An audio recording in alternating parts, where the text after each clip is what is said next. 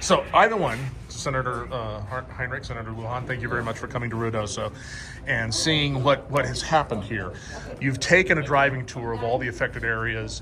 Real quick, just what are your impressions after you've seen the devastation with your own eyes?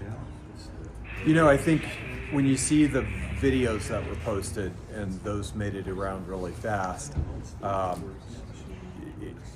that alone was incredible, but you don't get a sense of the breadth of the damage across the watershed and across the community.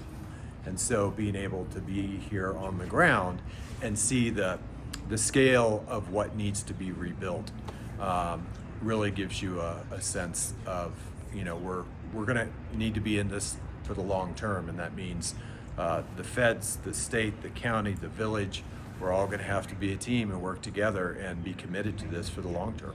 Yeah, and Senator Lujan, you were talking earlier about how this is one big, long disaster, really, because flood will also always follow the fire. Can you elaborate on that a little bit? Absolutely. So the one thing that has been happening is so many Western members, if you will, Democrats, Republicans, getting together to have conversations about what happens when there's a fire in our communities. There's years and years of funding. There's just flooding. There's just no question that the flooding is going to follow what's happening.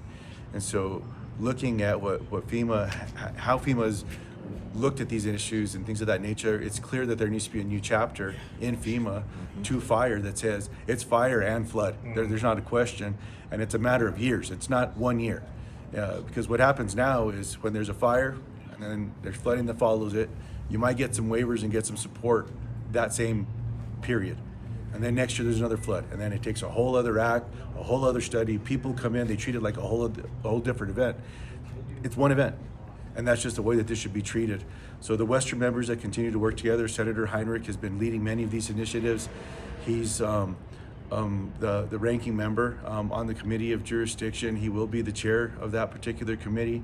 That means you're able to look at policy and bring those agendas forward. And right now, there's not been that level of activity of looking at this policy and making those shifts. It's going to take leaders that are on the ground seeing this thing. Martin's one of them, and I'm just glad that he's at the helm there. Senator Heinrich summed up everything that we saw today.